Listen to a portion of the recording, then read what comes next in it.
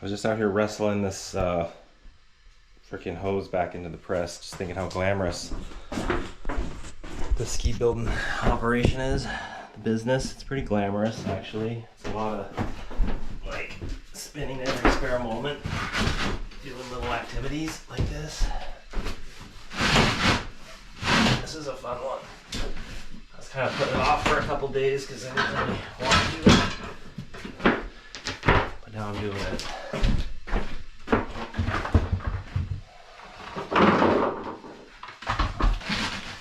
You guys just want to watch like big mountain shredding. But you know, there's a cost. There's a cost someone's paying. I think I'm paying the cost. Is that what it is? For your entertainment. There we go, look, easy. It's like doing a lung or a heart transplant. It's transplanting the heart back in there. I pulled it out, realized I couldn't fix it.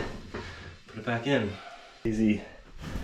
Yeah, I'm just still like working in the space. I got this clutter, I got some clutter happening, so I think I need some shelves. Oh, this painting. So this is from The Three Body Problem. It's a classic Chinese sci-fi author. I don't remember his name. Three Body Problem. Oh yeah, so these people lived on this planet and there's these three suns and they'd come around, but they couldn't predict, they couldn't figure out the math to figure out the timing of how they would come around. So there would be massive tide swings and temperatures, like right now it would be like 1,000,000 degrees, or it gets super cold, and these people that live here, I don't remember what they're called. Oh, the Trisolarians. They're on Trisolaria. They didn't have actual computer power, but they created this humanoid computer. So those are like the leaders, and those are the people. And then they had like, they're all doing math. Basically, they're computing like binary, like 1 + 1 + 1, and they were like telling the information, and then they would tell these guys the answer because they're trying to predict what the suns are doing because their civilization depended on it. Anyway, I'm just doing this. Oh, look at this freaking cigarette butt, little screw. Just thinking big and thinking small. Not sure which one this one is. This one, I don't have a name for it, but it's just is like, oh, digital isolation, because this is like humanity. Here we are. There's like our little digital sun we're all looking at, our phones. So we're all like hanging out in this barren landscape. This is Byron Peak. It's nice, just a happy picture. This is COVID. That's what happened at COVID, remember everyone? Our isolation. That was that. Yeah, hey, this might be fun. I got this little pile here. You can run through them. See what we're talking about. This was also from the, oh, here's a Trisolarian, look at that. Bam. So, they're trying to, so this telescope was how they were, once it lined up with the sun in the proper way, they could ping through it. And that's how the humans who are here picked up that the Trisolarians were coming from here, because that place was fuckered. So now they're racing to figure out what are we going to do, because they were going to come and take over Earth, right? Oh, here's a Trisolarian. And these are subatomic particles falling out of, I think, 11 degrees space into 3-dimensional. That's what happens, and that's what a Trisolarian looks like. See, you gotta look in close. They're like little ones. They're holding, they're like floating balloons, and like, oh wee, this one's getting blown away. Yeah, funny. This is just a cool sun thing going on. Some sort of Earth and some stars, maybe. That's cool. This was actually the very first like painting I did, I think. Pretty much. Oh yeah, same thing. I was gonna put something down here, I never did. This is a copy of another painting that's hanging in my living room. There's a story behind that. This is from, oh, Seven Eves. Remember that movie? You guys ever read Seven Eves? This is the heavy rain. So this is kind of a mouthful. 70s, written by some dude I don't remember. The Earth. Okay, so long story short, it's a book. It's like this thick. The moon one day gets blown up by something. They don't know what it was, and it blew up into 7 chunks. And everyone on Earth was like, "Oh, that's the problem," but it was still swinging around in its weight.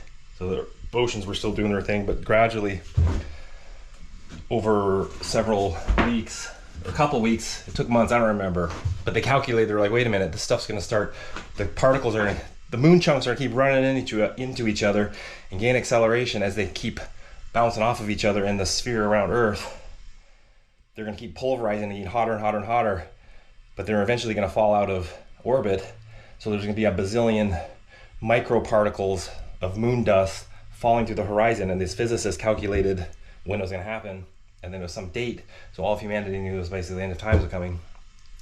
So the whole book was like leading up to that, and then how these humans carried forth through the catastrophe. But this is what the heavy rain looks like, as it's all falling through, and there's this like wall of destruction blowing down the road. Oh, that little house, look at that little house is getting sucked up into it. Anyway, very apocalyptic. Ooh, speaking of apocalyptic, this is a real depressing. This is it's depressing. Can't really. I call this one Sad Donkey. That donkey's sad because his cart's all blown up. He's like, what the fuck? But he's like hanging out. There's this barbed wire going in the distance, and there's this trench. It's a World War I trench going in the distance this way. These trees were supposed to look like they're symbolizing people. It's like parents running or something. They're leaving their little one, but they can't get across this thing. In the background, a little city burning with a little cross. That's gotta mean something. And this freaking nasty looking sun in this dismal gray. Yeah, it's a good one. This is the last one in the stack. It's a painting of a picture from Charlie Renfro. So it was a super cool picture. I should go grab it actually. Yeah, here's the original photo. This freaking light's reflecting a bit much. Where's that coming from? Can I go this way? Oh, this one. Jesus. Brutal. It's still there. Maybe it's sunny. You know how many hours I've stared at this photo? The obvious ski runs. Like, this is the clean one. You're like, oh, that'd be cool. And it pitches over. You don't know what's going on down there. And this one looks good. This all looks good over here. But then the 9 lines are like, could you get, you could come in, there's no corners here. You could come under and maybe squeak down this one and then drop out here. You could, if you got crazy, try to stay this, but this is probably so thin. And then all this is thin. I bet that's deceptively thin. And then you'd be launching. I don't even know what's down here. But anyway, that's the photo. That's the painting. It's funny looking at this art. Like, I made it years ago in a weird kind of phase. And I haven't in a while. It's kind of depressing. In general, it's like a heavy tone, very problematic. Like, but I've always felt like I've carried the weight of the world, since like my early 20s. Just seeing the bad, bad. As soon as you see all the good, you can see like kind of the opposite is bad, the badness. Speaking of politics, there's all sorts of world issues going on that are bad. Like, everyone knows what they are. And then locally, the local first world problem, just people dying in the mountains, mountain people dying. And then mountain people, we're in this first world, and it's just so frivolous, all of it. You see actual problems and then what we do in our time, because we've got time to do it. So I've always battled, my own battle on like going in the mountains to cheat danger, finding death, because we find death. It's hard to find death basically in our first world place we live. And I recognize that I'm grateful for where I live. But when you live in a place where death is like literally banging down your door and blowing you up from a rocket in the sky, you don't have to go find death, so you don't, because he's there. Anyway, I thought I would add that. yes, everyone in Girdwood is very sad.